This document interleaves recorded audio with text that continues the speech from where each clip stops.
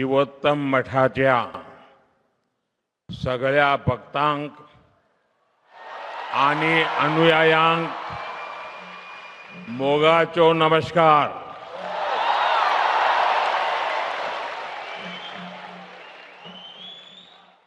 श्री संस्थान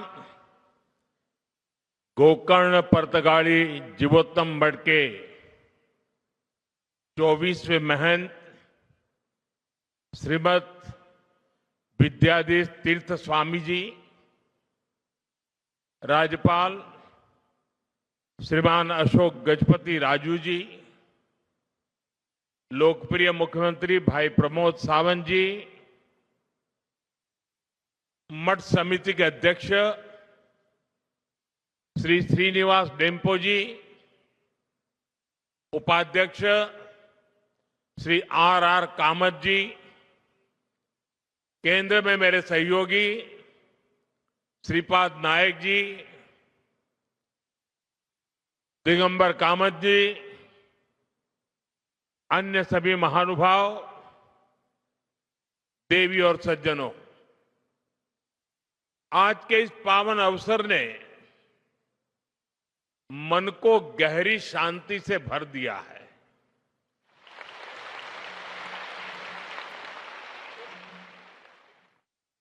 साधु संतों के सानिध्य में बैठना अपने आप में एक आध्यात्मिक अनुभव होता है. यहां उपस्थित श्रद्धालुओं की विशाल संख्या इस मठ की सदियों पुरानी जीवन शक्ति को और बढ़ा रही है. मैं अपने आप को सौभाग्यशाली मानता हूं कि आज इस समारोह में आपके बीच उपस्थित हूं. यहां आने से पहले मुझे राम मंदिर और वीर विट्ठल मंदिर के दर्शन का सौभाग्य मिला. उस शांति, उस वातावरण ने इस समारोह की आध्यात्मिकता को और गहरा कर दिया. साथियों, श्री संस्थान गोकर्ण पर्तगाली जीवोत्तम मठ अपनी स्थापना की 550वीं वर्षगांठ मना रहा है. ये बहुत ऐतिहासिक अवसर है. बीते 550 वर्षों में इस संस्था ने समय के कितने ही चक्रवात झेले हैं. युग बदला, दौर बदला, देश और समाज में कई परिवर्तन हुए, लेकिन बदलते युगों और चुनौतियों के बीच भी इस मठ ने अपनी दिशा नहीं खोई.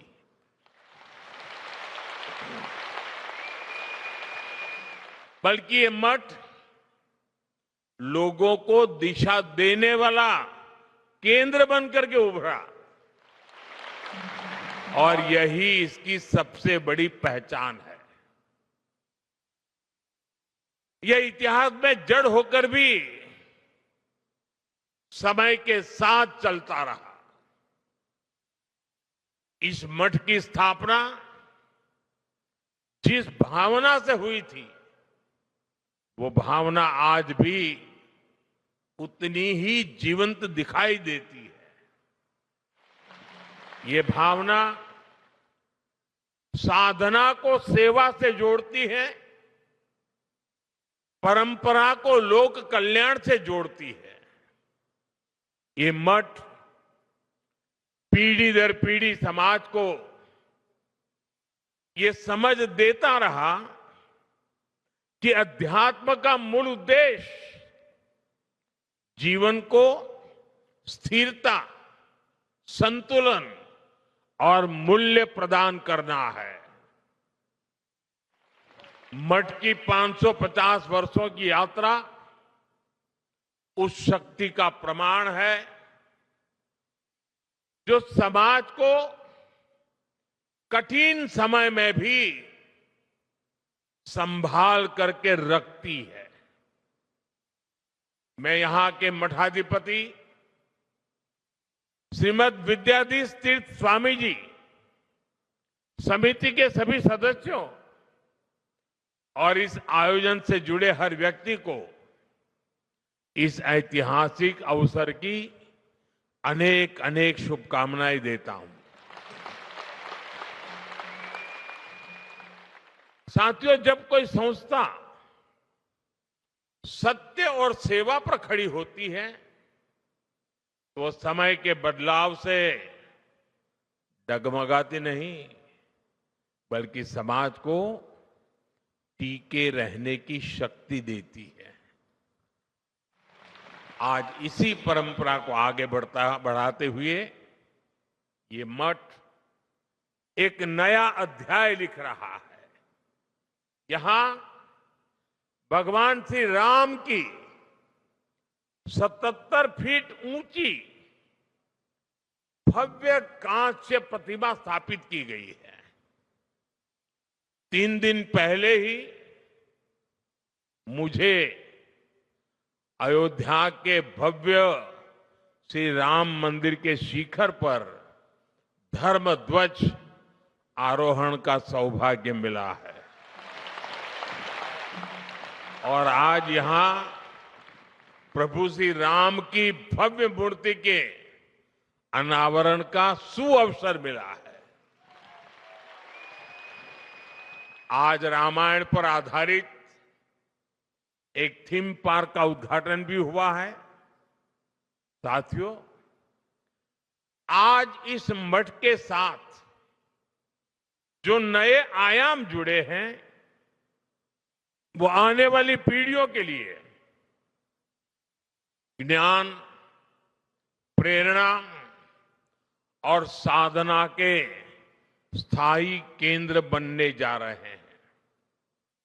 यहां विकसित हो रहा संग्रहालय और आधुनिक तकनीक से सुसज्जित 3D थिएटर, इन सब के द्वारा ये मठ अपनी परंपरा को संरक्षित कर रहा है, नई पीढ़ी को अपनी परंपराओं से जोड़ रहा है।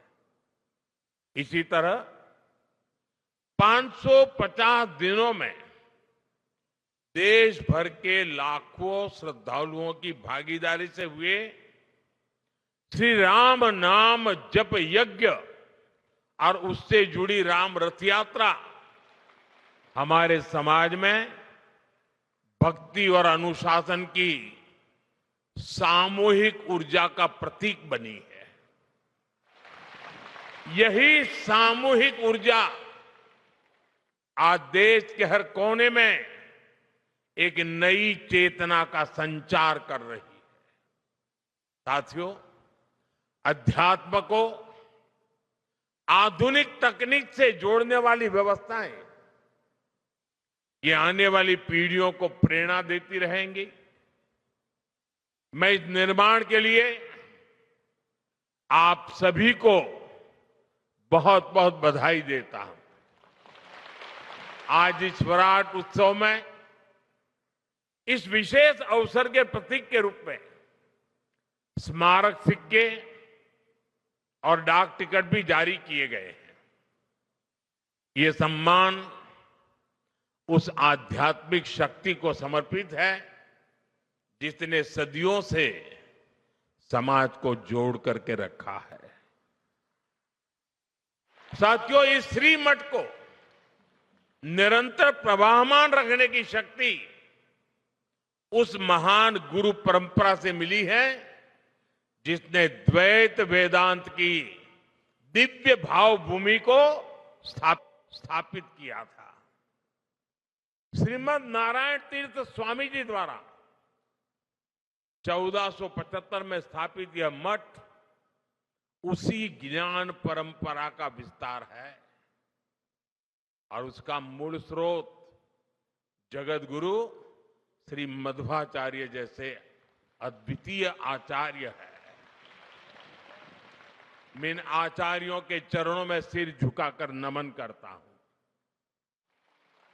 यह भी बहुत महत्वपूर्ण है कि उडुपी और पर्तगाली दोनों मठ एक ही आध्यात्मिक सरिता की जीवंत धाराएं हैं। भारत के इस पश्चिमी तट की सांस्कृतिक धारा को दिशा देने वाली गुरु शक्ति भी यही है। और मेरे लिए ये भी एक विशेष संयोग है कि एक ही दिन में मुझे इस परंपरा से जुड़े 2 कार्यक्रमों में सम्मिलित होने का सौभाग्य प्राप्त हुआ। साथियों, हम सभी को गर्व है कि इस परंपरा से जुड़े परिवारों ने पीढ़ी दर पीढ़ी अनुशासन, ज्ञान, परिश्रम और उत्कृष्टता को जीवन का आधार बनाया है। व्यापार से लेकर वित्त तक, शिक्षा से लेकर तकनीक तक जो प्रतिभा, नेतृत्व और कार्यनिष्ठा उनमें दिखाई देती है, उसके पीछे इसी जीवन दृष्टि की गहरी छाप मिलती है। इस परंपरा से जुड़े परिवारों, व्यक्तियों की सफलता की अनेक प्रेरक गाथाएं हैं। उन सब की सफलताओं की जड़ें विनम्रता, संस्कार और सेवा में दिखती है। ये मठ उन मूल्यों को स्थिर रखने वाली आधारशिला रहा है और हमें विश्वास है कि आगे भी आने वाली पीढ़ियों को ये मठ ऐसे ही ऊर्जा देता रहेगा। साथियों, इस ऐतिहासिक मठ की एक और विशेषता का जिक्र आज आवश्यक है। इस मठ की एक पहचान वो सेवा भावना है जिसने सदियों से समाज के हर वर्ग को सहारा दिया है।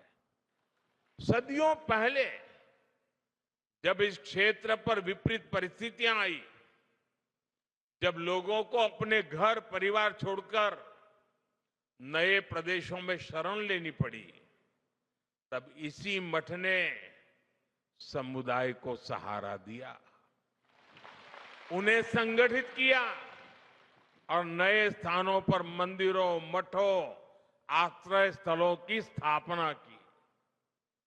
इस मठ ने धर्म के साथ साथ मानवता और संस्कृति की भी रक्षा की। समय के साथ मठ की सेवा धारा और विस्तृत होती गई। आज शिक्षा से लेकर छात्रावासों तक, वृद्ध सेवा से लेकर जरूरतमंद परिवारों की सहायता तक इस मठ ने अपने संसाधनों को हमेशा लोक कल्याण के लिए समर्पित रखा है। अलग अलग राज्यों में बने छात्रावास हो, आधुनिक विद्यालय हो या कठिन समय में लोगों को राहत देने वाले सेवा कार्य, हर पहल इस बात का प्रमाण है कि अध्यात्म और सेवा जब साथ चलते हैं तो समाज को स्थिरता भी मिलती है और आगे बढ़ने की प्रेरणा भी मिलती है। साथियों, ऐसे समय भी आए जब गोवा के मंदिरों और स्थानीय परंपराओं को संकट का सामना करना पड़ा, जब भाषा और सांस्कृतिक पहचान पर दबाव बना, लेकिन ये परिस्थितियां समाज की आत्मा को कमजोर नहीं कर पाई, बल्कि उसे और दृढ़ बनाया। गोवा की यही विशेषता है कि यहां की संस्कृति ने हर बदलाव में अपने मूल स्वरूप को बनाए रखा और समय के साथ पुनर्जीवित भी किया। इसमें पर्तगाली मठ जैसे संस्थानों का बहुत बड़ा योगदान रहा है। साथियों, आज भारत एक अद्भुत सांस्कृतिक पुनर्जागरण का साक्षी बन रहा है। अयोध्या में राम मंदिर का पुनर्स्थापन, काशी विश्वनाथ धाम का भव्य पुनरुद्धार और उज्जैन में महाकाल महालोक का विस्तार, ये सब हमारे राष्ट्र की उस जागरूकता को प्रकट करते हैं जो अपनी आध्यात्मिक धरोहर को नई शक्ति के साथ उभार रही है। रामायण सर्किट, कृष्ण सर्किट, गया जी के विकास कार्य और कुंभ मेले का अभूतपूर्व प्रबंधन, ये सभी उदाहरण बताते हैं कि आज का भारत अपनी सांस्कृतिक पहचान को नए संकल्प और नए आत्मविश्वास के साथ आगे बढ़ा रहा है। ये जागृति भविष्य की पीढ़ियों को अपनी जड़ों से जुड़े रहने की प्रेरणा देती है। साथियों, गोवा की इस पवित्र भूमि का अपना एक विशिष्ट आध्यात्मिक स्वरूप भी है। यहां सदियों से भक्ति, संत परंपरा और सांस्कृतिक साधना का सतत प्रवाह बहता रहा है। ये धरती प्राकृतिक सौंदर्य के साथ साथ दक्षिण काशी की पहचान भी संजोए हुए है। पर्तगाली मठ ने इस पहचान को और गहराई दी है। इस मठ का संबंध कोंकण और गोवा तक सीमित नहीं है। इसकी परंपरा देश के विभिन्न हिस्सों और काशी की पवित्र भूमि से भी जुड़ी हुई है। काशी का सांसद होने के नाते मेरे लिए और भी गर्व की बात है। संस्थापक आचार्य श्री नारायण तीर्थ ने उत्तर भारत की अपनी यात्राओं के दौरान काशी में भी एक केंद्र स्थापित किया था, जिससे इस मठ की आध्यात्मिक धारा का विस्तार दक्षिण से उत्तर तक हुआ। आज भी काशी में उनके द्वारा स्थापित केंद्र समाज सेवा का माध्यम बना हुआ है। साथियों, आज जब इस पवित्र मठ के 550 वर्ष पूरे हो रहे हैं, तब हम इतिहास का उत्सव मनाने के साथ ही भविष्य की दिशा भी तय कर रहे हैं। विकसित भारत का रास्ता एकता से होकर जाता है। जब समाज जुड़ता है, जब हर क्षेत्र, हर वर्ग एक साथ खड़ा होता है, तभी राष्ट्र बड़ी छलांग लगाता है। श्री संस्थान गोकर्ण पर्तगाली जीवोत्तम मठ का प्रमुख ध्येय लोगों को जोड़ना, मन को जोड़ना, परंपरा और आधुनिकता के बीच सेतु बनना है। इसलिए विकसित भारत की यात्रा में यह मठ एक प्रमुख प्रेरणा केंद्र की भूमिका में भी है। साथियों, जिनसे मेरा स्नेह होता है, वहां मैं आदरपूर्वक कुछ आग्रह करता हूं। जैसे पूज्य स्वामी जी ने मुझे एक काम दे दिया एकादशी का।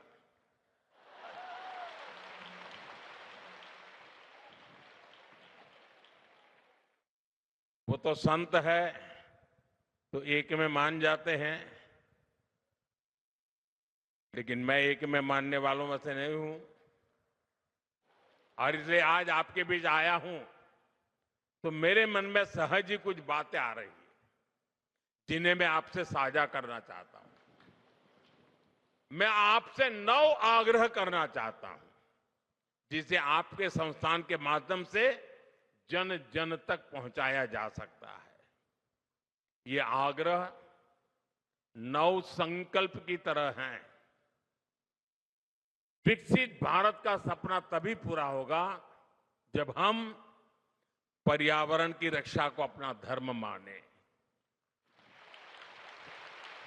धरती हमारी माता है और मठों की शिक्षा हमें प्रकृति का सम्मान करना सिखाती है। इसलिए हमारा पहला संकल्प होना चाहिए कि हमें जल संरक्षण करना है, पानी बचाना है, नदियों को बचाना है। हमारा दूसरा संकल्प होना चाहिए कि हम पेड़ लगाएंगे। देश भर में एक पेड़ मां के नाम अभियान को गति मिल रही है। इस अभियान के साथ अगर इस संस्थान का सामर्थ्य जुड़ जाएगा तो इसका प्रभाव और व्यापक होगा। हमारा तीसरा संकल्प होना चाहिए स्वच्छता का मिशन। आज जब मैं मंदिर परिषद में गया तो वहां की व्यवस्था, वहां का आर्किटेक्चर, वहां की स्वच्छता मेरे मन को बड़ी प्रभावित कर गई। मैंने स्वामी जी को कहा भी, कितना शानदार तरीके से इतना संभाला है। हमारी हर गली मोहल्ला शहर स्वच्छ होना चाहिए। चौथे संकल्प के रूप में हमें स्वदेशी को अपनाना होगा। आज भारत आत्मनिर्भर भारत और स्वदेशी के मंत्र पर आगे बढ़ रहा है। आज देश कह रहा है vocal for local, vocal for vocal for vocal for. हमें भी इस संकल्प को लेकर आगे बढ़ना है। साथियों, हमारा पांचवा संकल्प होना चाहिए देश दर्शन। हमें देश के अलग अलग हिस्सों को जानने समझने का प्रयास करना चाहिए। छठे संकल्प के रूप में हमें नेचुरल फार्मिंग को अपने जीवन का हिस्सा बनाना चाहिए।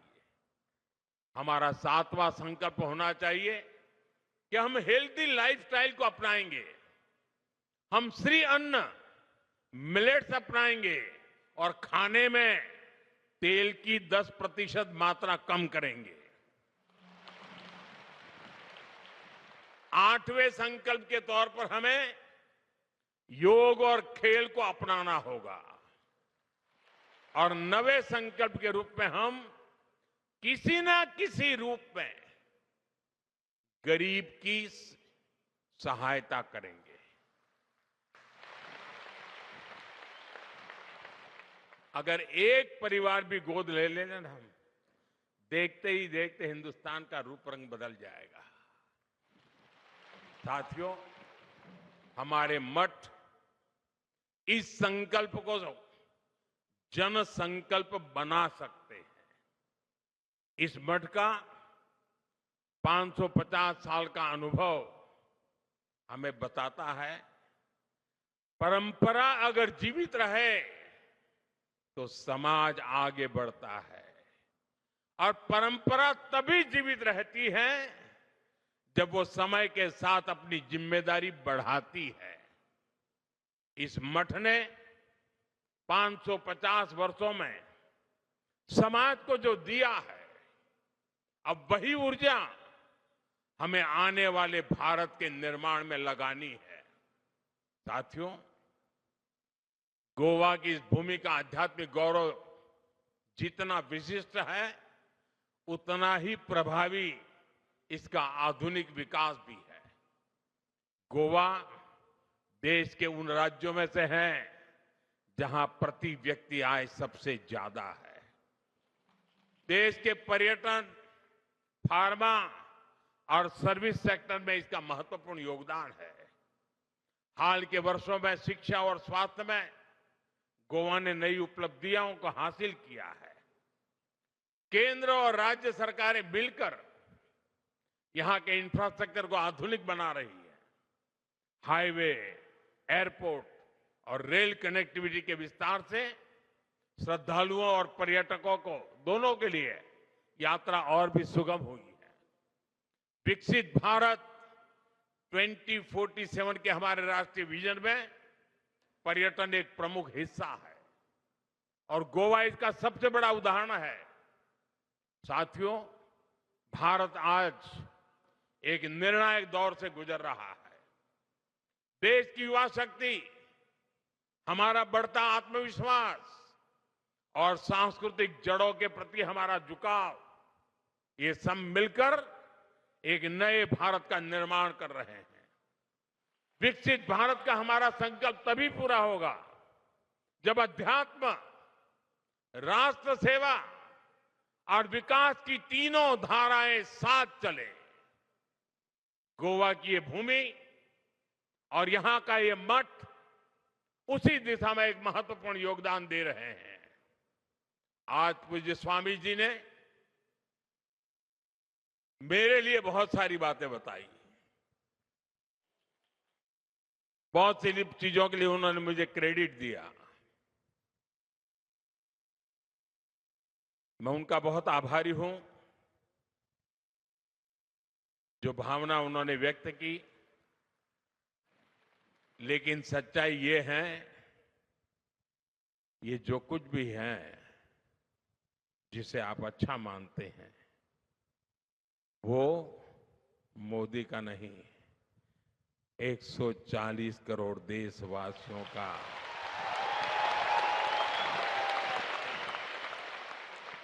उनका संकल्प, उनका पुरुषार्थ, उसी का परिणाम है और आगे भी अच्छे परिणाम आने ही आने हैं। क्योंकि मेरा 140 करोड़ देशवासियों पर पूरा भरोसा है। और जैसा आपने कहा, मेरे जीवन के कई पड़ाव ऐसे हैं जिसमें गोवा बड़ा महत्वपूर्ण स्थान पर रहा है। ये कैसे हुआ होगा वो मैं तो नहीं जानता, लेकिन ये सच्चाई है कि हर टर्निंग पॉइंट पर ये गोवा की भूमि ही मुझे कहां से कहां ले जाती रही है। लेकिन मैं